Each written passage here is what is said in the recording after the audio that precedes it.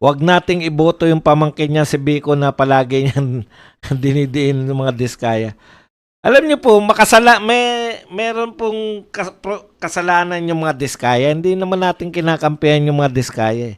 Sana lang ikaw, Biko Soto, wag kang tumulad dyan sa tsuhin mo. Wag kang maarte. Sir, tokis lang talaga, Sir Buds. Si Erich nga, kakausapin daw niya mga kasamahan niya na maging mahinahon sa pagsalta against China after niya magsabi ng layas. Hindi nila alam yung implikasyon ng mga pinagsabi nila eh. Tama, Sir Buds, kuwang-kuha mo ang galit ko. Boss, sabi ng iba, dalawa lang daw talaga yan. Marcos at Dilawan lang ang majority sa Pilipinas. Parang lalabas mga Duterte kolorum lang. Kasi dati namang walang Duterte, last year lang sumikat. Last year lang? Ibig sabihin, nung 2016 to 2022, hindi natin kilala yung Duterte. Presidente si Digong nun. Tanong, anong oras na dyan, Boss Buds? Exactly 12:05 ng madaling araw. Erwin na Tarcela. Ito, may ano lang ako rito, no? Dalawa lang daw yan, Marcos at Dilawan. Sa totoo lang po, tama yan. Dalawa lang po ang salot. Mga Marcos at Aquino. Noon pa po yan. Di pa po ako tao. Yan na mga namumuno dito. Kaya wag na tayong pabudol. Kaya ayaw nila kay Senator Marcoleta.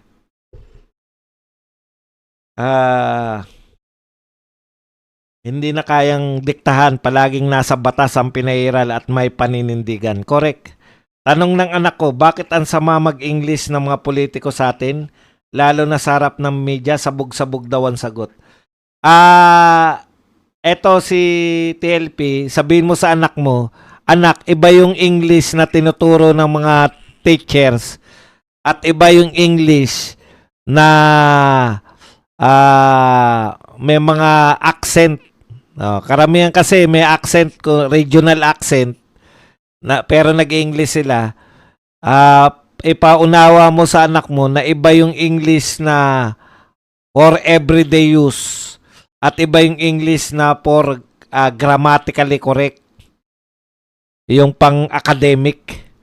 Ayan. Kaya karamihan, lalo na sa Visayas, Mindanao, may accent po sila na tama po yung English nila, pero dahil hindi yan tinuturo sa accent natin, mukhang mali. Yun. So, malawak po ang English. Meron pong mga English na talagang, kasi yan, sa usage po yan eh. Kaya wala po natatawa pag may mga accent po yung mga politiko natin. Banateros TV, Sir Bad, si BMR hindi na nagla-live. Opo, kasi yun na diskarte na. Ako kasi hindi ko na kaya yung magta-tape. Hindi ko na kayang walang kausap. Kumukuha na ako ng energy sa inyo eh. Pag konti nanonood, malungkot tayo. Pag mga nagpipid kayo ng mga question, doon ako nabubuhay pag may mga nagtatanong, pag may mga nagko-comment na masasagot ko. Ayan. Sila, iba na yung nila eh. Iba yung approach nila kaysa sa akin eh. Pero mas marami silang viewers. Naaaral nila yan eh. Ako kasi, dinosaur era. Hirap na ako mag-adjust. Tinatry ko rin, kaya lang parang hindi bagay sa akin na hindi naka-live. Parang mas bagay ako sa live. Mahirap talaga pag mga may edad na, ang hirap ng i-adjust ng buhay. Tsaka, parte na yung nasisiyahan ako na may kausap ba. Yun yung pagkakaiba. Sir Buds, yan, meron kayang kinalaman ng katandaan ng mga thunder sa Senado kaya bumabalik ng utak nila sa isip bata, nagiging iyakin at balat sibuya sa mga janimal. Hindi po. Ako po naniniwala na wala. Kasi si Enrile at that time na Senate President, antalas pa rin kahit may edad na eh. Ako naniniwala na may mga tao na hanggang dyan lang talaga yung kakayahan. Bakit si Marcoleta? Kasing edad lang din naman nila halos, di ba? O bakit mahusay pa rin? Yun po yung talagang nalalantad lang po sila. Sa pag-entra ng mga katulad ni Marcoleta, nahiwalay bigla yung yung totoong magaling sa nagpapanggap lang. Iba yung English ni Bendalo o iba rin yun. Yun naman yung mga laking, yung mga yan, may mga accent, English accent naman, American accent. Lang pang kape boss, na biktima phishing, stop ko muna e-wallet but sooner. Yan. Ano ba yung phishing?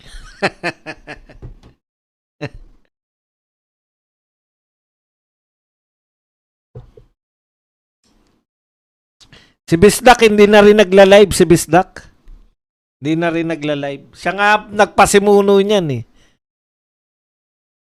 Na-adapt na nila eh.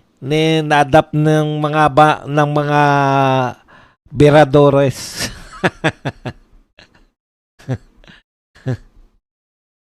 Na-adapt ng Berador yung nila. Kasi tama nga naman kung titignan niyo yung mga views nila mas matataas. Sa akin okay na ako ng ganito, may kausap at walang mas gusto ko. Sinusubukan ko parang ang hirap din eh. Inaano ko rin, sinusalit-salit ko rin. Sir Bad, salamat, marami kami natututunan sa iyo. Yan. Ang topic ko boss, nasa ng PCG, ibang Coast Guard na naman nag-rescue sa ating mangingisda.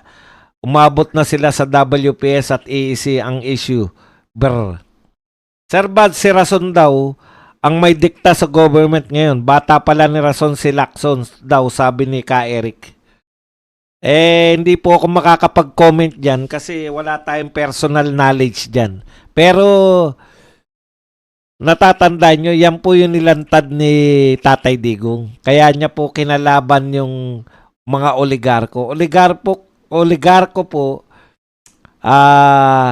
higit pa sa drug lord ang nakikitang kalaban ni Tatay Digong noon.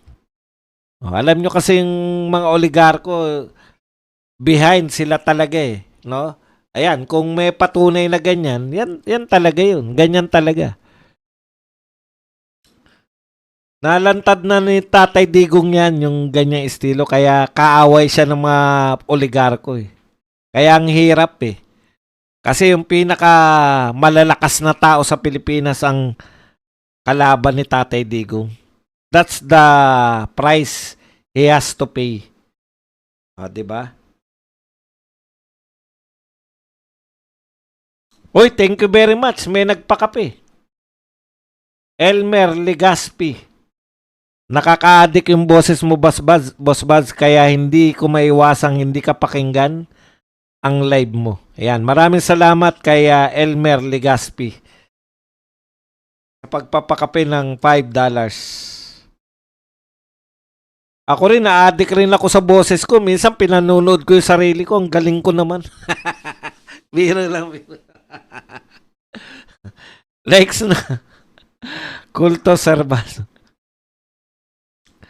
Parang napakatagal pa. Ubos na ka ba ng bayan? Mahiya naman Tuta Soto yung mga magnanakaw na buhayang araw-arawin mong imbestigahan. Wala eh.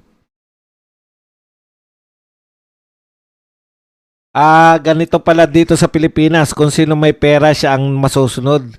Kahit senador ka pa, pwede ka maging tuta ng walang posisyon sa gobyerno basta may pera ka. Diba? Hindi lang po sa Pilipinas yan. Yang oligarko noon pa po yan, pinag-aaralan namin sa Europe, ganyan na po. Yung mga may pera, oligarkiya, kaya nga sistema yan. Yung mga kakaunting may yaman, yun sila yung nasusunod. Ano po meaning ng oligarko? Mga mayayaman ba? Hindi lang po. Hindi po mayayaman automatic na oligarko. Ito po yung mga oligarko. Pero maganda ikonsulta na natin sa oligarch meaning. Yan.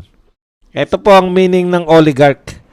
a ruler in an oligarchy, a very rich business leader with a great deal of political influence, particularly with the reference to individuals who benefited from the privatization, state-run yan. Okay. So, a member or supporter of an oligarchy, sa Russia pala nagmula to. In Russia and other countries that succeeded the Soviet Union. One of the class of individuals who through private. So nagsimula to sa yung oligarchy, nagsimula sa Russia, pero ang meaning na po niyan sa ibang bansa, sa mga tao, yan nga po yung unang meaning na binanggit natin. Asa na ba yun?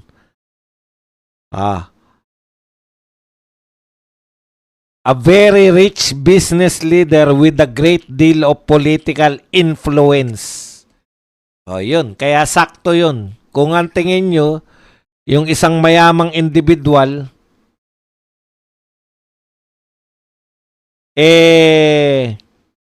may impluensya sa gobyerno, yun na yun, oligarko siya. Walang anuman. Boss Badong, ano ang katalasan ng isip ni Senator Marcoleta ay katumbas ng 23 senators?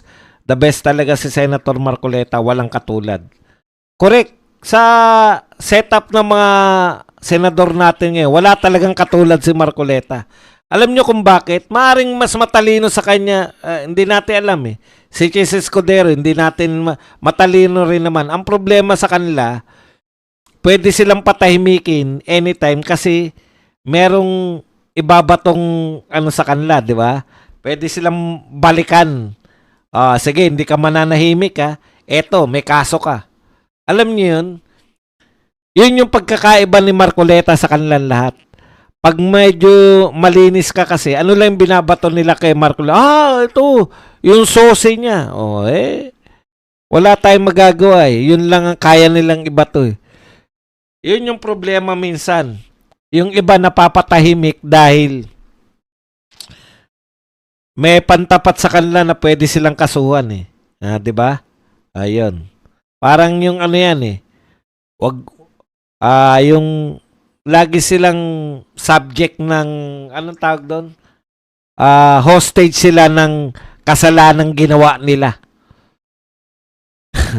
Lalaban ka. Baka nakalimutan mo, involved ka sa ganito.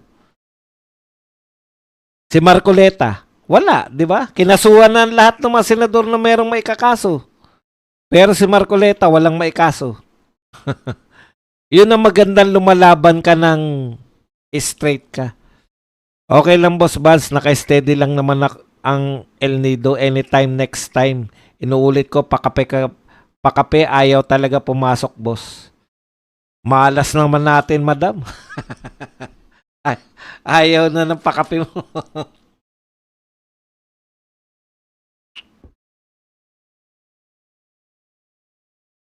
Di rin nasugpo ni Tatay Digong oligarch dito sa Pilipinas, sayang.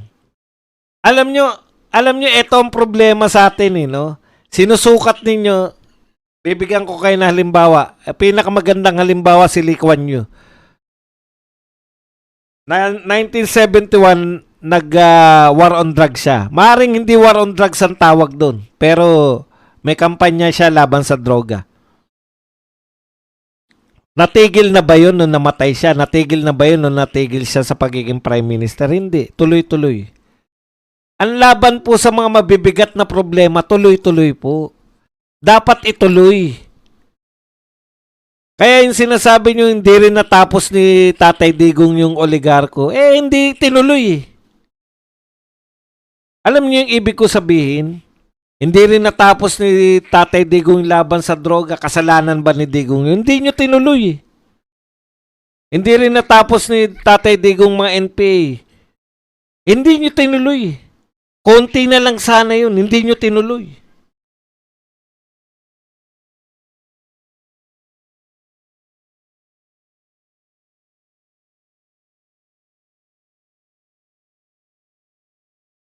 Yun po yun eh. Dapat tuloy-tuloy. Yung ginawa ni Lee Kuan Yew sa Singapore, tuloy-tuloy mula 1971 hanggang 2026, hanggang ngayon, tuloy-tuloy po nila. Kaya uunlad ka. Puta, 6 years, ginawa mo. Tapos, hindi nagtagumpay. Anak ng tinapay. Yung China, hindi naman kagad mayaman yan eh. Natatandaan nyo, yung mga kaedad ko rito, nag-aaral tayong elementary. Philippines, Pearl of the Orient. Japan, Land of the Rising Sun. China, Sleeping Giant. Yun ang pananaw sa China, Sleeping Giant. Yun yung tawag. Bakit? Higante siya, pero mahirap na bansa. Nung elementary ko, mahirap na bansa ang China. Pero mula noon, late 70s o early 80s, nagkaroon si Deng Xiaoping. Binuksan niya yung China sa foreigners para pumasok yung foreign capital. Naging ano sila, one country, two system. Tinuloy-tuloy nila yun hanggang umabot kay Xi Jinping, isa na sa pinakamayaman ng China. Kung hindi pa siya ang pinakamayaman, isa na ang pinakamayaman na ngayon na bansa ang China.